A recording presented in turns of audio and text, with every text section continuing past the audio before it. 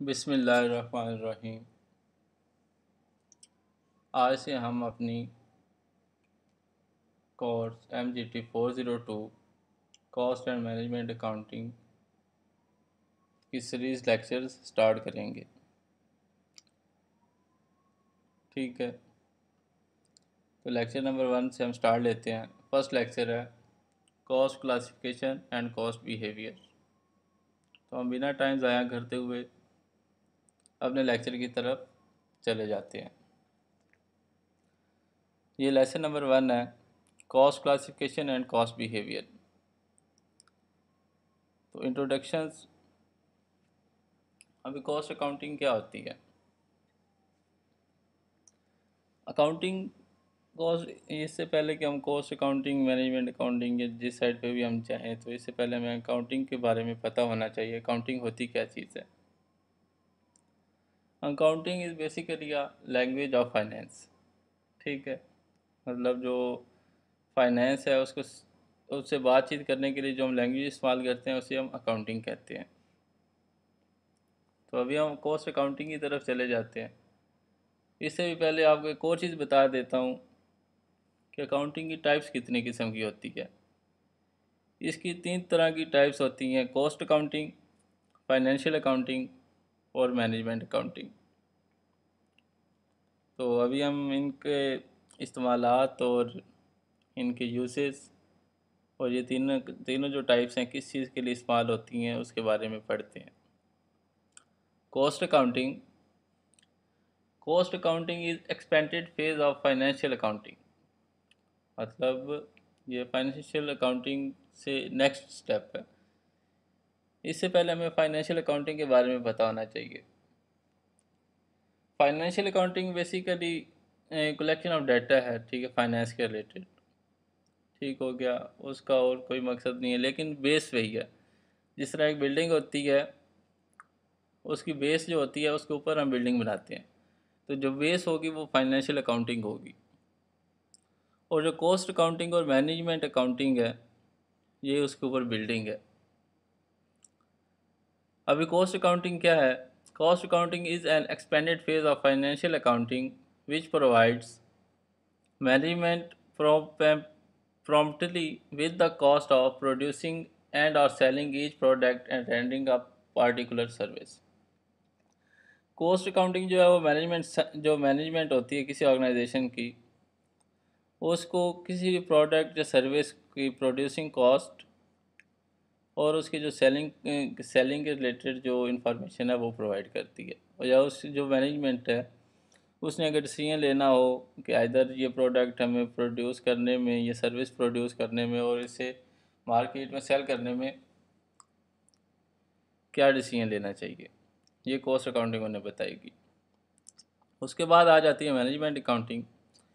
Management accounting is application of professional knowledge and skill in the preparation and presentation of financial information in such a way as to assist management in decision making and in planning and control of operations of the entity। Management accounting जो होती है वो जो business professionals होते हैं उनको information provide करती है कि किस तरह उन्होंने अपने बिज़नेस को रन करना है, किस तरह उन्होंने अपने बिज़नेस के रिलेटेड डिसीजंस लेने हैं। ठीक हो गया। अभी आगे ऑब्जेक्टिव्स हैं कि कॉस्ट अकाउंटिंग और मैनेजमेंट अकाउंटिंग इन दोनों के ऑब्जेक्टिव्स क्या हैं। Objective of cost accounting is computation of cost per unit. समझ आ गई? मतलब कॉस्ट अकाउंटिंग जो होती है किसी भी एक जो प्रोडक्ट है उसके ऊपर जो कॉस्ट है उसको इकट्ठा करने में कितनी लागत आती है या उसको बनाने में कितनी लागत आती है। Whereas the objective of management accounting is to provide information to management for decision making purpose. कि जो मैनेजमेंट अकाउंटिंग है वो बिज़नेस प्रोफेशनल्स या मैनेजर्स को ये इंफॉर्मेशन प्रोवाइड करती है कि उन्होंने ये डिसीजन लेना है या नहीं, कि वो चीज़ जो है वो उन्होंने बनाए या उस चीज़ को बनाने का मकसद क्या है। इसके बाद है यूज़र्स ऑफ कॉस्ट अकाउंटिंग। मतलब कॉस्ट अकाउंटिंग को कौन से लोग यूज़ करते हैं। Users of cost and management accounting are the decision makers and managers of entity और organisation for which all this exercise is undertaken. मतलब कि जो किसी बिजनेस के ऑनर्स होते हैं या ऑर्गेनाइजेशन के ऑनर्स होते हैं, उस बिज़नेस के जो मैनेजर्स होते हैं या डिसीजन मेकर्स होते हैं, वो इन दोनों चीज़ों को इस्तेमाल करते हैं, कॉस्ट अकाउंटिंग को और मैनेजमेंट अकाउंटिंग को। उसके बाद है uses of cost and management accounting. मतलब आप जो कॉस्ट और मैनेजमेंट अकाउंटिंग है, इसको किस जगह इस्तेमाल कर सकते हैं। Number 1, it determines total cost of production and cost of sales. उसके बाद है जी, it determines appropriate selling price. It discloses the profitable product areas and activity and capacity levels. It is used to decide whether to manufacture or purchase from outside. It helps in planning and controlling the cost of production. ये तमाम बातें मैंने आपको already बता दी हैं। ये 5 uses आप एक दफ़ा देख लें, याद करने की ज़रूरत नहीं है, बस इस चीज़ को आपने समझना है। इसके बाद हैं एलिमेंट्स ऑफ कॉस्ट। मतलब किसी भी एक प्रोडक्ट की जो कॉस्ट जो हम डिसाइड करते हैं, उसके एलिमेंट्स क्या होंगे। Any product that is manufactured in the result of consumption of some resources, the management for its planning and controlling functions must know the cost of using these resources. The constituent elements of cost are broadly classified into three distinct elements. मतलब कि एक जो चीज़ बनाते हैं उसके लिए कुछ resources use होते हैं, उस रिसोर्सेज का पता होना चाहिए मैनेजमेंट को, उनकी कॉस्ट क्या है। तो जो कॉस्ट है उसके जो एलिमेंट्स हैं उनको 3 टाइप्स में डिवाइड किया गया है। डायरेक्ट मटेरियल कॉस्ट, जो रॉ मटेरियल होता है। डायरेक्ट लेबर कॉस्ट, जो लेबर उस मटेरियल को फिनिश गुड्स से बनाने की कोशिश करती है। और अदर प्रोडक्शन कॉस्ट होती हैं जिसमें डायरेक्ट कॉस्ट और इनडायरेक्ट कॉस्ट आ जाती है। ठीक हो गया। अभी आ जाता है cost classification. Elements of cost वही 3 चीज़ें, direct material, direct labour and other production cost. इनको फर्दर क्लासिफाइड किया जाता है डायरेक्ट कॉस्ट और इनडायरेक्ट कॉस्ट में। ठीक हो गया। अभी डायरेक्ट कॉस्ट कौन सी होती है और इनडायरेक्ट कॉस्ट कौन सी होती है। डायरेक्ट कॉस्ट वो कॉस्ट होती है जिसको ट्रेस किया जा सकता है। जिस तरह के अगर एक आप चेयर बना रहे हैं तो उसमें जो लकड़ी यूज़ हो रही है उसको आप ट्रेस कर सकते हैं कि जी लकड़ी की ये कीमत है। ठीक है, ये एक दफ़ा मैं आपको पढ़ के भी बता देता हूँ। A direct cost is a cost that can be traced in full to product or service for which cost is being determined. Direct cost can be economically identified with the specific saleable product or service. ठीक है, ये बात आपको समझ आ गई। उसके बाद आ जाती है इनडायरेक्ट कॉस्ट या ओवरहेड कॉस्ट। इनडायरेक्ट कॉस्ट होती है जिसके बगैर जो प्रोडक्ट है वो कंप्लीट तो नहीं होता, लेकिन आप इसको फुली ट्रेसेबल नहीं कर सकते। मतलब आप इसको इकोनॉमिकली डिटरमाइन नहीं कर सकते कि मतलब कि एक प्रोडक्ट पे ये चीज़ कितनी इस्तेमाल हुई है। वही सेम मिसाल एक चेयर बनाने वाली है। जब एक चेयर बनती है तो उसके बाद उस लकड़ी को पॉलिश किया जाता है। तो उस जो पॉलिश उसके ऊपर लगती है, आप ये डिटरमाइन नहीं कर सकते कि एक चेयर पे कितनी पॉलिश लगी है या उसकी प्राइस क्या है। इसे इनडायरेक्ट कॉस्ट कहेंगे। ठीक है। उसके बाद एक और में इन्होंने नीचे मिसाल दी हुई है वेजेस ऑफ सुपरवाइज़र्स। अभी जो सुपरवाइज़र को हम पे कर रहे हैं वो हम डिटरमाइन नहीं कर सकते। अगर प्रोडक्शन में एक शेयर बने तब भी सुपरवाइज़र की वही पे होगी। इन केस अगर सुपरवाइज़र की पे है 20,000 रुपीज़, अगर प्रोडक्शन में एक शेयर बनती है तब भी सुपरवाइज़र को हम पे जो है 20,000 रुपीज़ करेंगे। अगर उसी वर्कशॉप में 50,000 चेयर्स बनती हों फिर भी हम सुपरवाइज़र को 20,000 ही पे करेंगे। इसलिए इसे इनडायरेक्ट कॉस्ट कहते हैं। और जो इनडायरेक्ट कॉस्ट होती है वो जब एट द एंड पे जाके हम ना उसको डिटरमाइन कर सकते हैं। उसके बाद ये नीचे 3 चीज़ें हैं, prime cost, total production cost और कन्वर्जन कॉस्ट। इस चीज़ को आपने अपने ज़हन नशीं कर लेना है। ये चीज़ जो आपको आगे बहुत ज़्यादा हेल्प करेगी। प्राइम कॉस्ट क्या होती है? 3 चीज़ों का मजमूआ है, उसे हम प्राइम कॉस्ट कहेंगे। एक जो डायरेक्ट मटेरियल है जो यूज़ हुआ, उसके में लेबर की जो डायरेक्ट लेबर है उसको ऐड करना है। और जो दूसरे डायरेक्ट प्रोडक्शन कॉस्ट है उसको ऐड कर लेंगे तो ये हमारी प्राइम कॉस्ट निकल आएगी। प्राइम कॉस्ट मतलब कि जो ट्रेसेबल है। उसके बाद टोटल प्रोडक्शन कॉस्ट है। इसी प्राइम कॉस्ट में जब हम फैक्ट्री ओवरहेड कॉस्ट को ऐड कर देंगे जो इनडायरेक्ट कॉस्ट है, तो ये टोटल प्रोडक्शन कॉस्ट निकल आएगी। उसके बाद है कन्वर्जन कॉस्ट, मतलब मटेरियल के बगैर सिर्फ जो उस चीज़ को बनाने में हमारी कॉस्ट लगी है वो कितनी होगी। लेबर और जो इनडायरेक्ट कॉस्ट है उसको जब हम ऐड करेंगे तो ये हमारी कन्वर्जन कॉस्ट निकल आती है।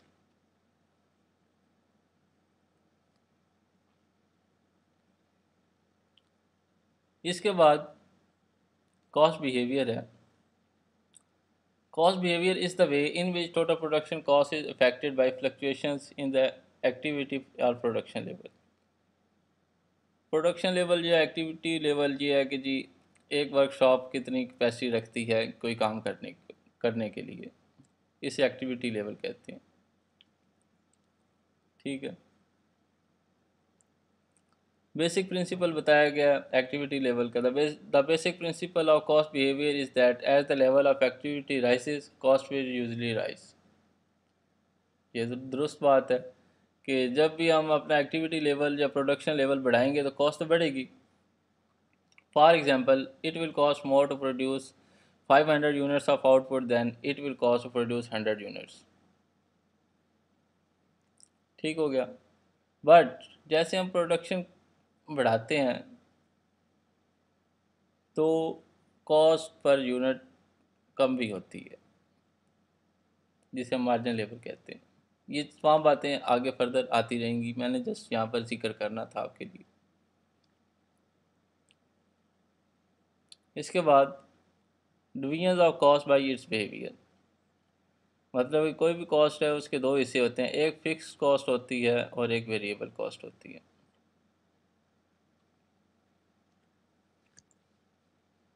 जो फिक्स कॉस्ट होती है वो प्रोडक्शन के साथ चेंज नहीं होती, ये आपको बताना चाहिए, ये कांस्टेंट रहती है। एक्टिविटी लेवल के साथ प्रोडक्शन फिक्स कॉस्ट जो है वो चेंज नहीं होती। लाइक अभी आप एक बिल्डिंग जो रेंट पे यूज़ कर रहे हैं उसका रेंट है 5,000 रुपीज़ या 500,000 रुपीज़ है पर मंथ। अभी आप उस बिल्डिंग के अंदर प्रोडक्शन कर रहे हैं जी चेयर्स की, और आप एक मंथ के अंदर 500,000 पीसीज ऑफ चेयर्स बनाते हैं, तो आपने जो रेंट बिल्डिंग का पे करना है वो 500,000 रुपीज़ ही होगा। अभी आप अगर प्रोडक्शन कम कर दें या ज़्यादा कर दें एक मंथ के अंदर, तो वो जो फिक्स कॉस्ट है रेंट की वो चेंज नहीं होगी। फिक्स कॉस्ट मैंने आपको ये बता दी है। पर एक और बात, फिक्स कॉस्ट जो है कॉस्ट पर यूनिट के हिसाब से कम हो जाती है अगर आप निकालना चाहें। मतलब अभी देखें आप 500,000 रुपीज़ तो फिक्स कॉस्ट है, और आप जो 500,000 पीसीज ऑफ चेस ही बना रहे हैं तो प्रोडक्शन जो फिक्स कॉस्ट है वो कितनी आ जाएगी पर पीस, 1 रुपी। ठीक है। अगर आप प्रोडक्शन 500,000 से बढ़ाएंगे तो पर यूनिट जो है फिक्स कॉस्ट कम हो जाएगी, क्योंकि अभी पीसेस बढ़ गए, डिनोमिनेटर बढ़ जाएगा। अगर आप उसी प्रोडक्शन लेवल को 500,000 से कम कर देंगे तो फिक्स कॉस्ट बढ़ जाएगी।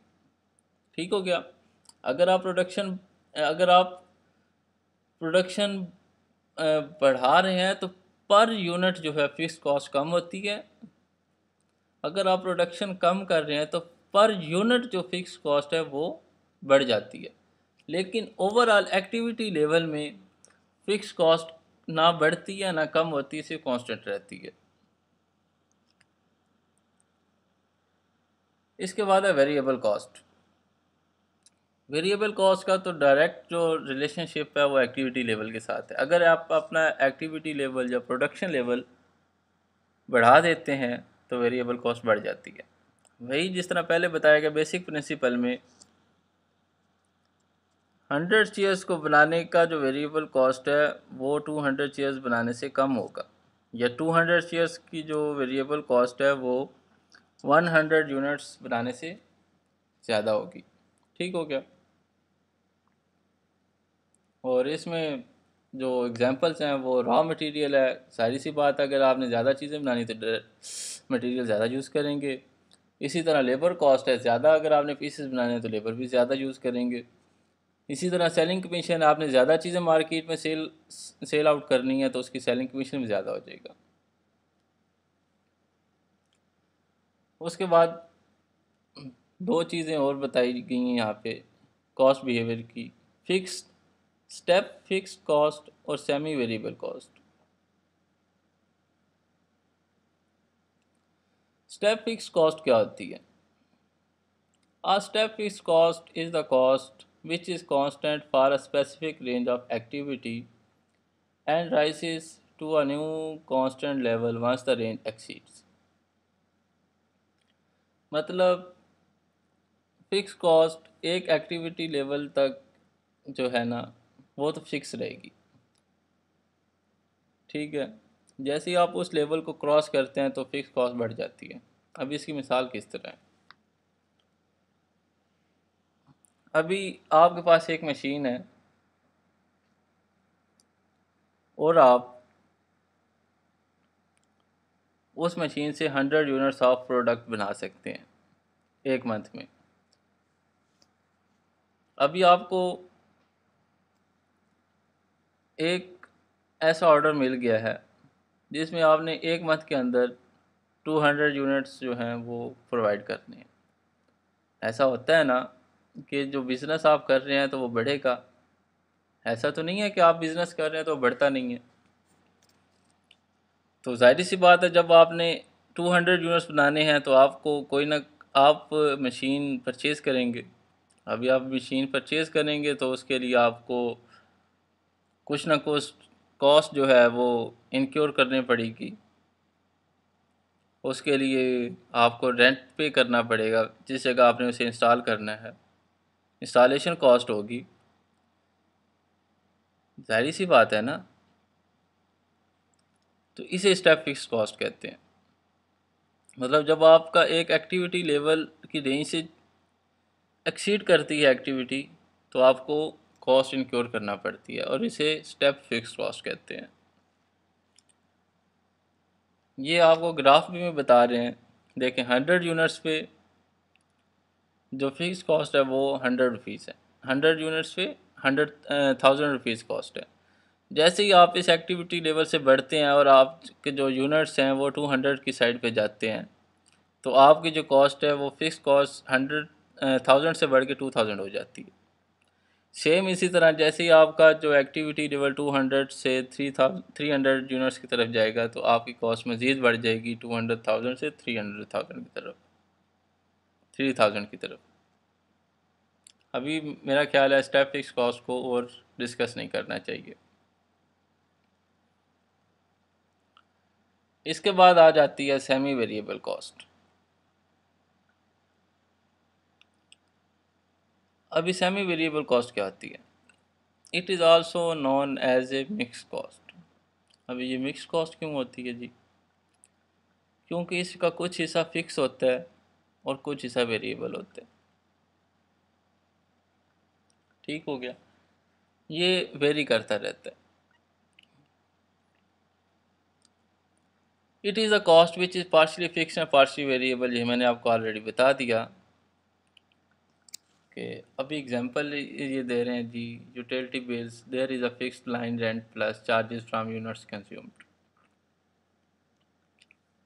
आप प्रोडक्शन करते हैं या नहीं करते, कुछ ना कुछ इलेक्ट्रिसिटी यूज़ हो रही है, कुछ ना कुछ यूटिलिटी बिल्स आएंगे, वो तो फिक्स्ड है।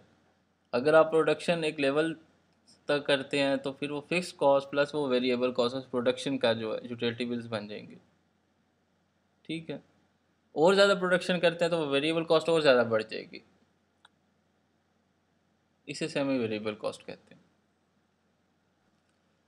अभी cost behaviour per unit of production ये टॉपिक है।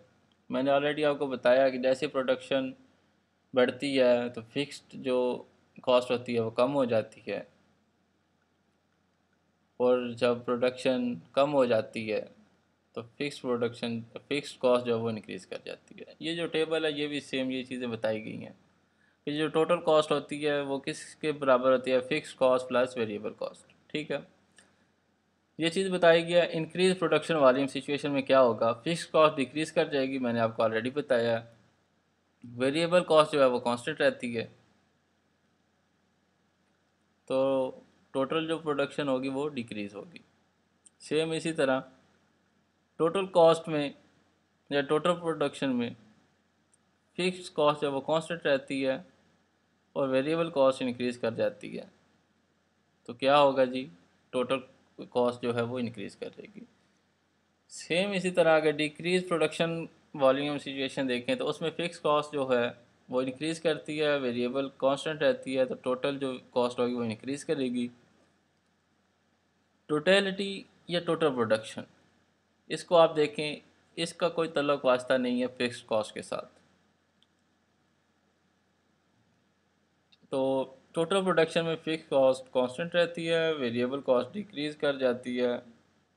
In case of decreasing production तो टोटल कॉस्ट जो है वो डिक्रीज़ कर जाएगी। इसको आप मिक्सअप मत करें, बस आप ये दो चीज़ें सीख लें कि पर यूनिट कॉस्ट जो है उसमें अगर प्रोडक्शन ज़्यादा हो जाएगी तो पर यूनिट कॉस्ट में फिक्स कॉस्ट कम हो जाएगी। अगर प्रोडक्शन कम हो जाती है तो पर यूनिट कॉस्ट में फिक्स कॉस्ट जो है वो इंक्रीज़ कर जाएगी। बस आप ये चीज़ सीख लें, और टोटल प्रोडक्शन के साथ फिक्स कॉस्ट का कोई तल्लुक़ नहीं है, वो हमेशा कांस्टेंट रहती है। ये नीचे एक एग्जांपल है, अभी एग्जांपल हम समझते हैं,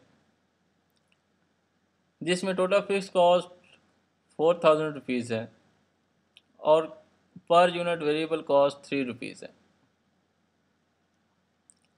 और आप एक्टिविटी लेवल्स देख लें, डिफरेंट एक्टिविटी लेवल्स हैं, जिसमें आप पहले 1000, फिर 2000, फिर 4000 एंड लास्ट पे 5000 यूनिट्स बना रहे हैं।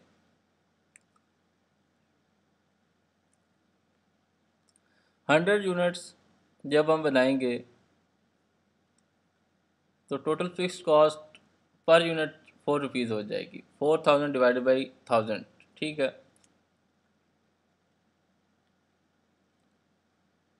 और जो वेरिएबल कॉस्ट है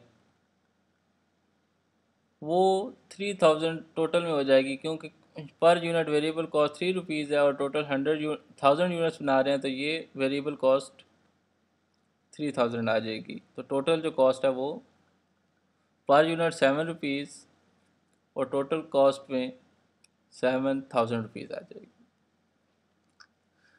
अगर हम अपना प्रोडक्शन लेवल बढ़ा देते हैं, अभी हम 1000 यूनिट्स के बजाय 2000 यूनिट्स बना रहे हैं, अभी क्या होगा, जैसे ही हमने अपना प्रोडक्शन लेवल बढ़ाया है तो जो फिक्स कॉस्ट है पर यूनिट वो कम हो जाएगी। मैंने आपको पहले भी बताया, जैसे प्रोडक्शन बढ़ती है पर यूनिट कॉस्ट जो है उसमें फिक्स कॉस्ट कम हो जाती है। अभी ये देखें जी, जैसे ही हमने यूनिट्स बढ़ाए तो टोटल 4000 रुपीज़ फिक्स कॉस्ट है, डिवाइडेड बाई 2000 यूनिट्स, तो पर यूनिट कॉस्ट 2 रुपीज़ निकल आई। वेरिएबल कॉस्ट सेम रहती है, चाहे आप एक्टिविटी लेवल कम करें या बढ़ाएं, तो ये 6000 रुपीज़ इसकी कॉस्ट निकल आएगी, वेरिएबल कॉस्ट। और टोटल देखने पर यूनिट जो कॉस्ट है वो 5 रुपीज़ हो गई, और जो टोटल कॉस्ट है वो 1000 रुपीज़ 10,000 रुपीज़ आ गई। सेम इसी तरह आगे जाएं, जब हम अपना प्रोडक्शन लेवल मज़ीद बढ़ाते हैं 2000 यूनिट से 4000 यूनिट्स, तो फिक्स कॉस्ट पर यूनिट है वो मज़ीद कम हो जाती है। जब फिक्स कॉस्ट पर यूनिट मज़ीद कम हो गई, वेरिएबल कॉस्ट सेम रही, कांस्टेंट रही, तो टोटल कॉस्ट है वो कम हो गई। तो अभी देखें, जैसे जैसे यूनिट्स बढ़ रहे हैं उसी तरह पर यूनिट कॉस्ट फिक्स कॉस्ट कम हो रही है और उसी तरह टोटल कॉस्ट भी कम हो रही है।